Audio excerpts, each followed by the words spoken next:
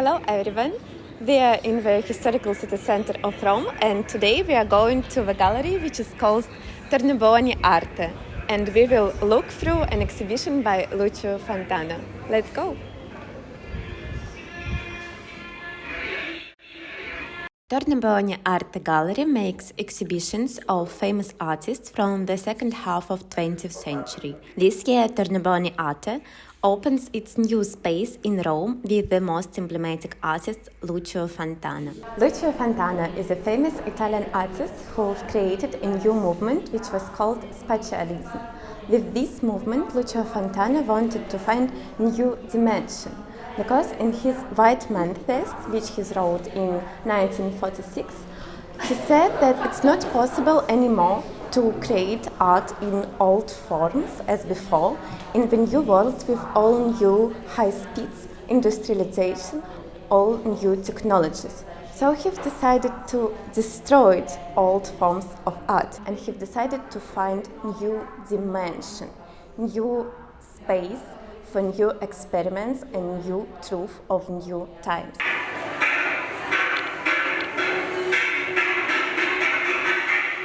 It's appealing how deeply and radically Fontana researched the topic of deconstruction of the canvas.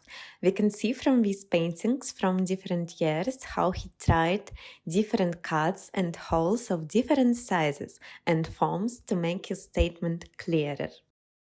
He also continued his art research in sculpture, driven by the idea of finding a new space.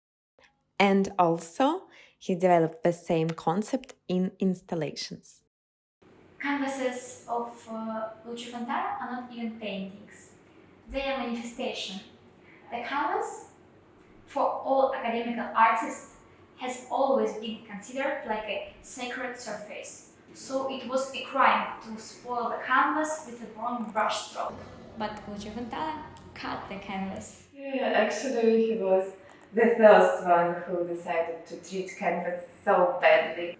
And also he was the first one who created a question, what do we have behind the canvas? Also, I like how Fontana attached these pieces of broken glass to the canvas. It seems like something that a child could do, but in a good way, because child never tries to meet any standards. Child doesn't want to become a professional artist. Child just express himself in the most purest way. You know, in my childhood, I have made the series of artworks in the same style. So I used items that I found in the yard of my grandparents' dacha, but then my grandfather burned them because he thought that it wasn't the type of art that other people would like.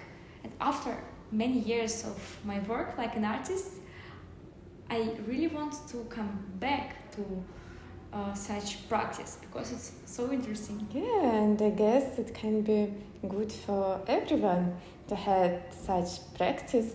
Probably it was the goal of most of the artists of 20th century to erase this worry from their mind about expectations of public, of art, and they acted in a way how art history never existed before.